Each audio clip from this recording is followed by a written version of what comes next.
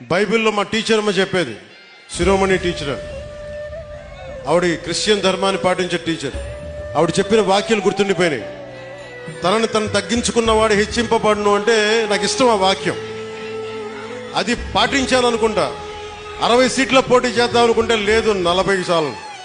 40 కాదు అంటే సరే 35, 35 కూడా కాదు 25 కూడా కాదు 21 అంటే 21 మొత్తం గెలుపు దేశం మొత్తం మాట్లాడుకునేలా చేస్తుంది. అంటే ఇది బైబిల్ సూక్తి గుర్తొచ్చింది. ఒక బైబిల్లో ఉన్న సూక్తి ఎంత గొప్పది అంటే, తనని తను తగ్గించుకుంటే హెచ్చింపబడతావంటే ఇంతకు మించిన సాక్ష్యం ఏం కావాలి?